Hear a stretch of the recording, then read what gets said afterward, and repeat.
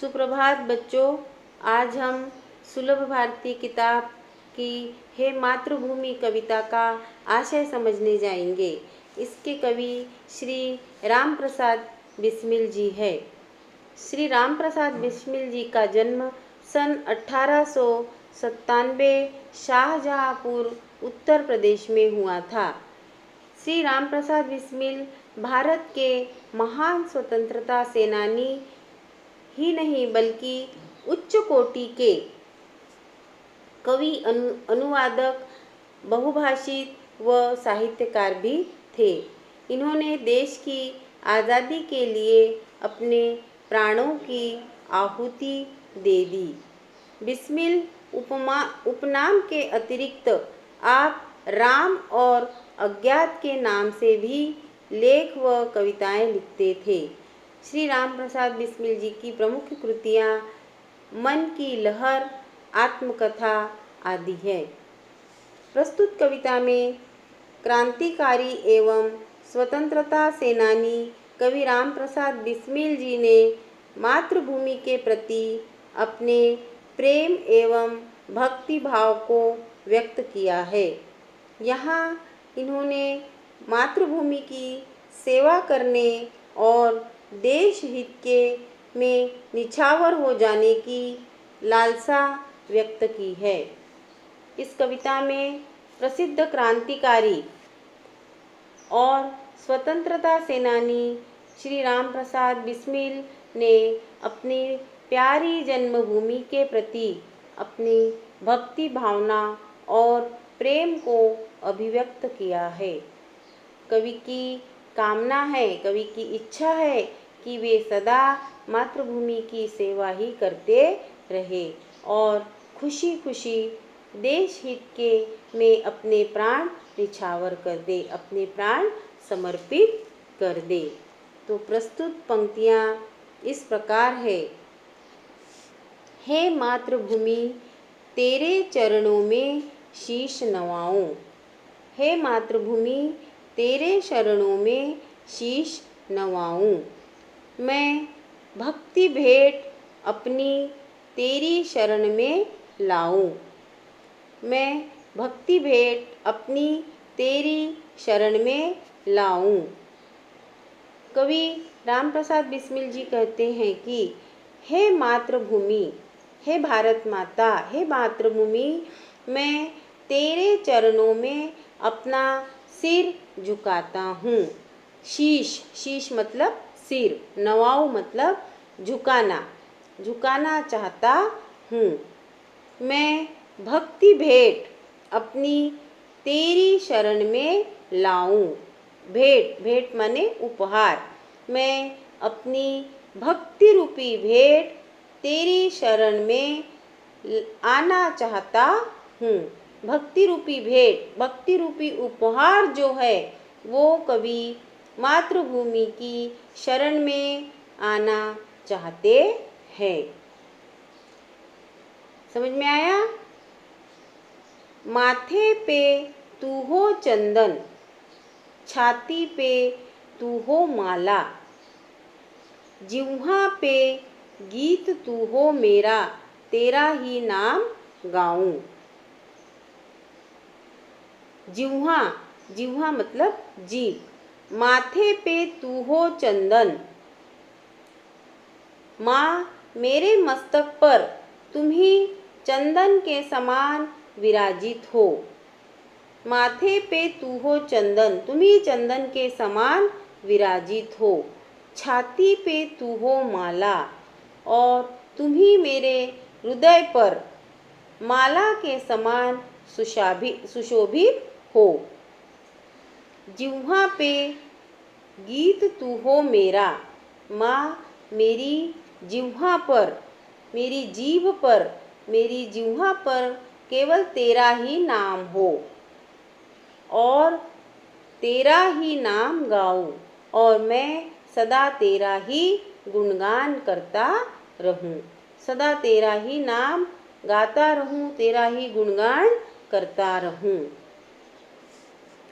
जिससे सपूत उपजे श्री राम कृष्ण जैसे, जिससे सपूत उपजे श्री राम कृष्ण जैसे, उस धूल को मैं तेरी निज शीश पे चढ़ाऊं। इसी भूमि ने श्री राम और कृष्ण जैसे सुपुत्रों को जन्म दिया है। इसी भूमि ने श्री राम और कृष्ण जैसे सुपुत्रों को जन्म दिया है। इस मातृभूमि में ही श्री राम और कृष्ण जैसे महापुरुषों ने जन्म लिया है। उस धूल को मैं तेरी निज शीश पे चढ़ाऊं। ऐसी मातृभूमि की रज को मैं नित्य अपने शीश पर चढ़ाना चाहता हूँ। कवि कहते हैं कि ऐसी मातृभूमि की रज, रज मतलब धूल, ऐसी मातृभूमि की रज को मैं नित्य अपने शीश पर चढ़ाना चाहता हूँ। माई समुद्र जिसकी पद रज को नित्य धोकर, माई समुद्र जिसकी पद, पद मतलब पैर, माई समुद्र जिसकी पद रज को नित्य धोकर, करता प्रणाम तुझको मैं वे चरण दबाऊं। चरण दबाऊं मतलब सेवा करना, चरण दबाना मतलब सेवा करना। यहाँ पे कवि राम प्रसाद बिस्मिल जी कहते हैं कि हे माँ, समुद्र सदा तुम्हारे जिन चरणों को धोकर, समुद्र सदा तुम्हारे जिन चरणों को धोकर तुम्हें प्रणाम करता है, मैं उन चरणों को दबाना चाहता हूँ, मैं उन चरणों की सेवा करना चाहता हूँ, उन चरणों की मैं सेवा करना चाहता हूँ।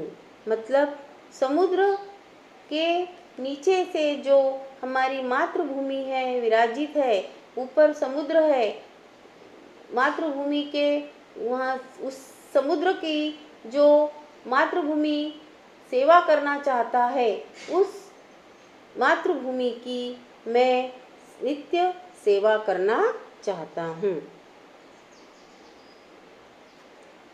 सेवा में तेरी माता, हे माता, मैं हर तरह का भेदभाव तजकर, सेवा में तेरी माता में भेदभाव तजकर, तजकर मतलब त्याग कर, सेवा में तेरी माता में भेदभाव तजकर, वह पुण्य नाम तेरा प्रतिदिन सुनाऊं। माता, मैं हर तरह का भेदभाव तजकर, त्याग कर तेरी सेवा करना चाहता हूँ। माता, हे माँ, हे मातृभूमि, मैं हर तरह का भेदभाव त्याग कर तेरी सेवा करना चाहता हूँ। वह पुण्य नाम तेरा प्रतिदिन सुनाऊं। मैं चाहता हूँ कि प्रतिदिन तेरा पुण्य नाम ही सुनूं और दूसरों को भी सुनाऊं। वह पुण्य नाम मैं सुनूं और दूसरों को भी सुनाऊं। तेरे ही काम आऊं, तेरा ही मंत्र गाऊं, मन और देह तुम पर बलिदान में जाऊं। तेरे ही काम आऊं, तेरा ही मंत्र गाऊं, मन और देह तुम पर बलिदान में जाऊं। कवि इन अंतिम पंक्तियों में यह बताना चाहते हैं कि हे मातृभूमि, हे माता, मैं मंत्र के रूप में तेरा ही नाम जपता रहूं। जिस भी रूप में हो सके मैं तेरे लिए समर्पित रहूं। मंत्र के रूप में तेरा ही नाम गाऊं। मंत्र का जो उच्चार करते हैं उसमें सिर्फ मैं मातृभूमि का ही नाम जपता रहूं। जिस भी रूप में हो सके मैं तेरे लिए ही समर्पित रहूं। मैं अपना तन और मन तेरे लिए बलिदान कर दूं। मैं मंत्र के रूप में तेरा ही नाम जपूं और अपना सब कुछ तेरे लिए समर्पित कर दूं। तन मन, अपना समय, अपना नाम, सब कुछ तेरे लिए बलिदान कर दूं। इस प्रकार कवि मातृभूमि की सेवा करते हुए अपने देश हित के लिए अपने प्राण निछावर कर देते हैं और खुशी खुशी अपने को समर्पित कर देते हैं। तो बच्चों, आपको इन पंक्तियों का आशय समझ में आया ना सबको?